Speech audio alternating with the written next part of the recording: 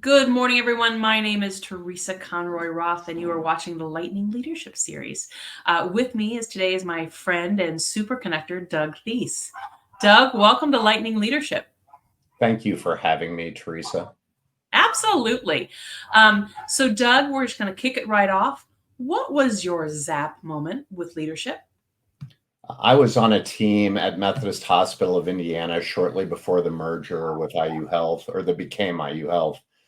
And I realized that even though I was not a leader, I had a lot of influence over the Yeah. team specifically. So, and shortly thereafter, I actually became the manager of that group. So, Now, was that something that you kind of grew into, or did someone tap you on the shoulder? I was tapped on the shoulder by my previous boss for the leadership role, but as far as the team lead goes, it was just a matter of how we executed day in and day out. Excellent. Excellent. So, the topic that we're going to jump into, the second topic we're going to jump into is community and leadership.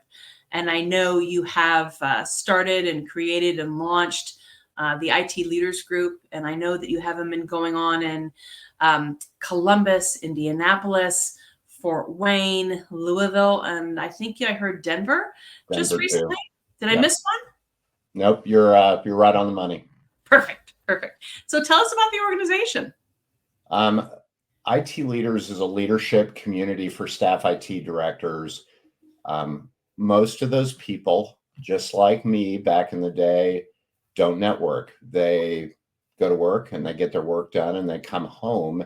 And typically, the only people they know outside of their team in IT are on the soccer field or at church. So Yes. I felt like there was a need, and we started it up 8 years ago here in Indianapolis, and it's grown and changed. And that's why we're in so many markets, because I think there's a gap.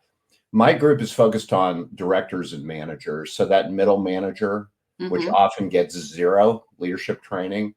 And I think that's why we've been successful, is because there's been so little training available to those people until our group. Yeah.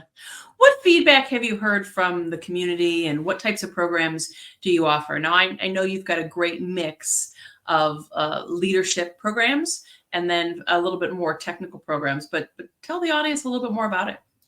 Our event is really breakfast networking and a couple of guest speakers, and we've had a wide variety of topics over the 8 years we've had it in Indy.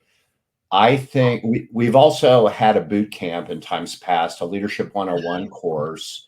My leadership trainer has retired, so she can spend more time with her grandkids. But we're getting ready to restart that with a new instructor and some new content. So I really look forward to that. Oftentimes, it's not just a brand new leader who can benefit from that. It might be a leader who lacks self awareness or who really just wants to refresh their skills. So those are our two big programs. A couple of our out of town IT leaders are a little bit more curriculum based, Okay. but we've really focused on the community model in Indy and in Louisville and Fort Wayne. That's awesome. That's awesome. Are you seeing, I mean, what specific needs, if you look at managers in their early stages of career and having been a practitioner for uh, quite a few years, right? I think you're dead on the money with regards to not really having the time, Yep. not really having the. I mean, I remember working 9, 10 hours a day, so excited to get home to the family, and that if Right. somebody said, "Hey, we want you to go to a networking dinner," I would have 20 minutes away, I would have said no. Looking at a breakfast meeting, a little bit easier, but you probably need to have that conversation with your team and with your leadership to say, "Hey, I'm going to this event, right? I'm prioritizing it. Is that okay?" Type scenario. What can you tell people about that? I think breakfast meetings are a little bit better. I think, the gap on most training is people skills. I mean, that's what leadership is, right? Yeah. I think the folks who get promoted from fabulous individual contributors to less than fabulous leaders, I think they just need context on what a good leader looks like. And I think hearing other people's journeys is super important. I couldn't agree with you more on the left turn to go home, right turn to go to a networking event.